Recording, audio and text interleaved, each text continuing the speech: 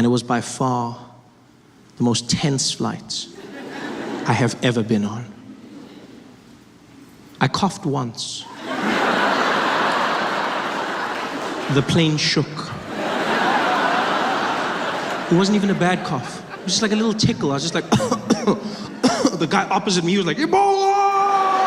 Ebola! I was like, yo, dude, calm down, man. Calm down. It's just AIDS. You're safe, buddy. Calm down. It's okay. Everyone was so stressed. The plane was tense. No one wanted food nor snacks. We finally land at the airport. The plane is taxiing to the gate, and everyone was waiting for that seatbelt sign to go off. Everyone was just, like, it was more than normal, because already, I never understand why people are in a hurry on a plane to get out of their seat, like, because you can't go anywhere. Whenever a plane lands, everyone's just there like, come on, come on, come on. You can't go, you're gonna go there. That's where you literally go there. It's like, come on, boom, yeah. You can't, I don't understand why people are in a hurry to go. You know who's even worse? The people at the window. You have no right to be in a hurry. You're sitting there like, come on, boom, yeah. Oh, that's good, yeah. Yeah, pass me my luggage. Pass it to me now, right now, yeah. I'm glad I didn't sit down for 2 more minutes. This is much more comfortable. Just stay in your seat, just wait. Ebola made it worse, 100 times worse. You know, because now everyone wants to get out of the plane, coughing, sneezing, you can feel the tension. And as we're about to leave, the air hostess comes back on the PA and she goes, ladies and gentlemen, back in your seats, please. Everybody back in your seats. Unfortunately, right now, we have a health and safety official that needs to come on board just to make sure that everything is A-okay due to Ebola. We're just gonna make sure that everything is fine. So please stay in your seats, ladies and gentlemen. Again, apologies for the delay. She says this, and then this man comes on, a health and safety official, right? And he has with him a list of all the African passengers and a thermometer, right? A digital laser thermometer. And he comes on, and his job is to scan all the African passengers and get their temperature. And I think the way it works is like, if you're very hot, then you've got Ebola, right? So he's got the list. And he walks around, scans the passengers, and gets the thing, walks down, ticks their names off the list, gets the temperature, gets the names, temperature, names. Finally gets to where I'm seated. And does the weirdest thing. He scans a passenger opposite me, moves to my aisle, looks at me, looks at my name, looks back at me, and then he just shrugs and walks away. Nah.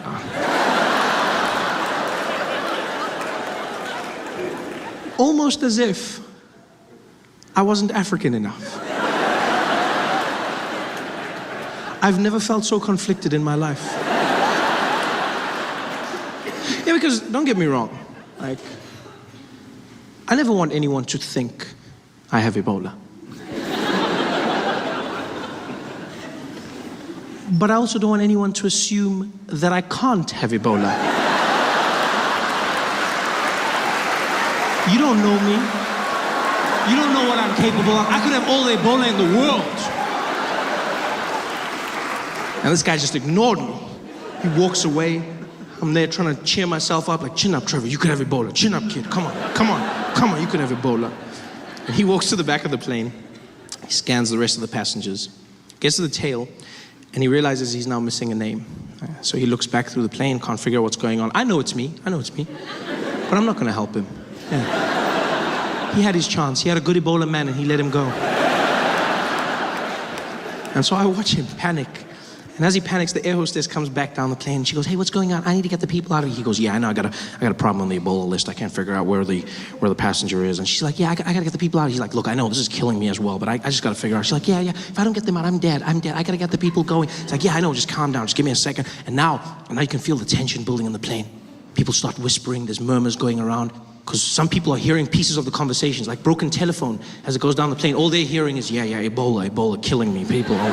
She's like, yeah, dead, everybody out of here, dead. And it's like you feel the tension. People start looking at each other. The guy opposite me didn't even hide it. He was like, it's you, Ebola, it's you. I was like, dude, I do not have Ebola. Stop saying that. Stop saying. He's like, it's you, damn it, it's you. I'm busy coughing. I was like, if you don't shut up, I'll cough on you. I'll cough on you now. He's like, what? I was like, I'll cough on... He's like, what? I'll kill you. I was like, I'll kill you first. He's like, ah! Everyone in the plane starts losing. The people are going crazy. Everyone is stressed. People want to leave. In the middle of the chaos, in the midst of all of this, I'll never forget a Middle Eastern man, maybe 4 rows behind me, dressed in very traditional garb. He stands up And he sticks his head into the conversation being had between the air hostess and the safety official. And he goes, excuse me, pardon me. Sorry to interrupt. I couldn't help noticing what you are talking. I just want to say, maybe you want to check. I noticed that gentleman over there was coughing a little bit. The man, he never write anything for him. I thought he was wearing a hood. Something about him, I don't know, something. Just made me a little bit uncomfortable. I thought maybe you want to check. There is, you know what they say, say something, yeah. I just, maybe...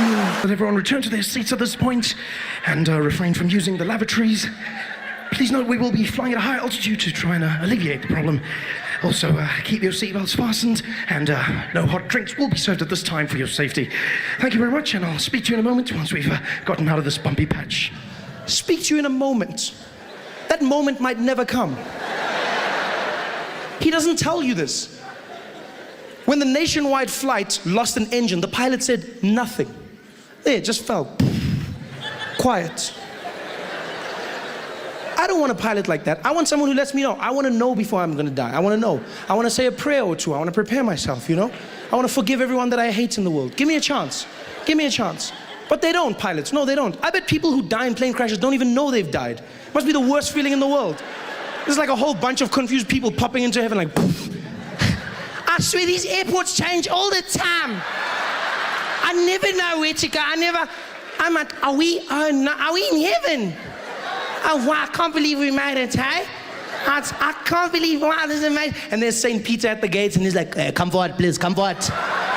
Come forward. She's like, here you are, I'm St. Peter. How about you? Yeah, I know, many people are shocked. Just come. I get that all the time. Just come. No, I just thought that, no, don't worry, just come, please. Just wait till you see Jesus. Come.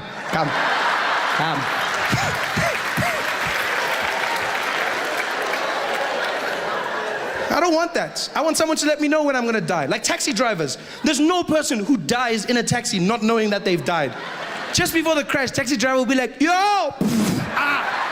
People walking into heaven like, yo, dead. Dead. Yeah, no, Shonile, we're dead. Gone. Ay. They know. Sometimes they survive the crash, but they still think they did. They're walking on the pavement, dead. You're dead. I'm like, well, then what was that for? If you were gonna ask me anyway, then what was this? The foreplay to my honesty? What is this? Why? And then, as if he can't do this right, he calls for backup. He goes, I'm gonna need you wait. Can we get Velazquez to gate 10, please, Velazquez to gate 10. And he calls for a man by the name Velazquez, who I'm assuming was the best wander that they had. Because he wasn't even on the floor. They called for him, and Velazquez emerged from the back offices of the TSA. And he walked out, and the energy changed. People bowed their heads as he walked past. Everyone gave him a little nod. You could see he was special, and he didn't look like it. He didn't look like much. You know, Velazquez was a little Mexican man, very long mustache, big chest, and he was very short, really short guy. But he didn't feel short. Like he looked short, but he didn't feel short. Do you know what I mean? Like he had this thing. You know those short people that are so confident, it looks like they just chose to grow low. He had that energy. And so Velazquez walks down towards where I'm standing with my agent. My guy tries to apologize, says, I don't know what's going on. I silenced him with one move of his hand. He's like, no, I go. And he stepped up, he looked me in the eye, and he's like, sir, you got to stand for silence, not give for that, okay? Don't touch nothing on the movie, okay? None of that. And I didn't know what he was saying. But I knew what he meant. And so I stood there, I raised my arms. And as I did, he whipped out his wand. And he started using it all over me. And as soon as he did, I knew why he was who he was. It was the most magical thing I've ever come across in my life. The way he wielded that wand was unlike anything I've ever experienced. I felt like I was being blessed. I just stood there with my head down. as he went all over me, just blessing me with his power. It was something special. It was like a force and energy. It's all, like on the outside, you still heard that beeping. It was like, ee, but in my head, I heard a lightsaber. That's what I heard. I heard like, it was like,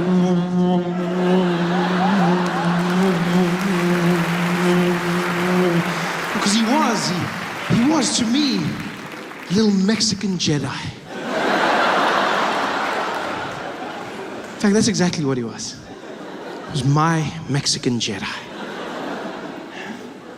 Which, by the way, I feel would be a welcome addition to the Star Wars franchise. No, I'm a big fan. I'm a huge fan of Star Wars. I love Star Wars. I was super excited when I found out they'd be making another one. I was losing my mind. I went back, watched all the movies, and I came to realize that there's no Mexican Jedis, not even one. There's no Mexican Jedis, which is weird. Because when you look at it, technically speaking, Star Wars is a vision of America in a distant future. So, surely it would be safe to say, judging by the current trajectory of Mexican people in America, I'm sure it would be safe to say that by that time, in a galaxy far, far away, there would be at least one. Just one Mexican Jedi. It's not even like it would spoil the story. Who knows, it might open up a whole new avenue. Can you imagine how different that epic scene between Luke and Darth could have been? Them battling it out on the Death Star. The moments of realization.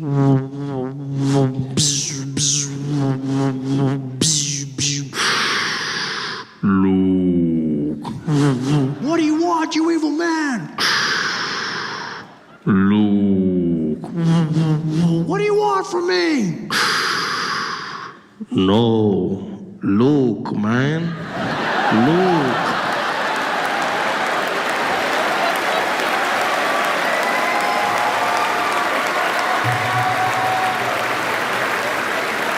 It's your father, man. But the pilots are calm, they cool, you know, you get into the air, they start making useless announcements that you don't even care about, you know, just to give you that feel. Even if you go to like non-English speaking countries, they still conform to that norm. You know, you go to places like China where you wouldn't expect it, you know. You think, I see some of you probably think they'll be like, no, don't even laugh, that's racist, don't even laugh. No, that's racist, you don't even laugh. But they're not. They calm. It's a woman, still the same. She's just another language. She'll come on the piano and be like, dum dum. And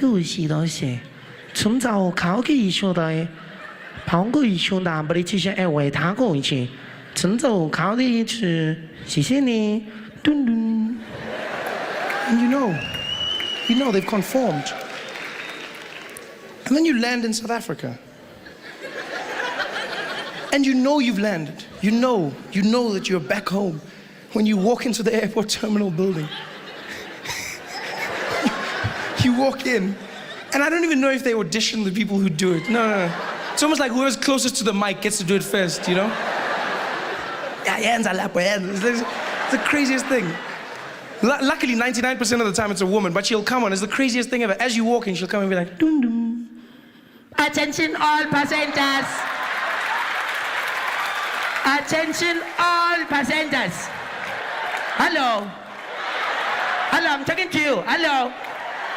Yeah, all the people is like Kula.com, the plane is delayed. The plane was going on 2, it's going on 3. Yeah, all the people must just take a ticket for that one. Going to have a problem, nah? Just take on that. If your ticket says 2, then it's going to be 3, nah? That mustn't complain when the plane is not there, because then I need to tell you now, then you must just phone the people that are coming to pick you up, must tell them, yo, I need my plane is changed. It's not. And then they start speaking to people in the background. They don't even turn off their mic. All the must just tell the people they are Abuban. But tell you things, I want to tell you, I'm not drink.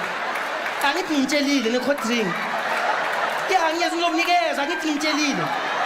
Yeah, it's chicken. Yeah. I'm for the drumstick. I'm for the press. It's drumstick. Yeah. I'm for the drumstick. Okay, yes, I'm 7. Okay.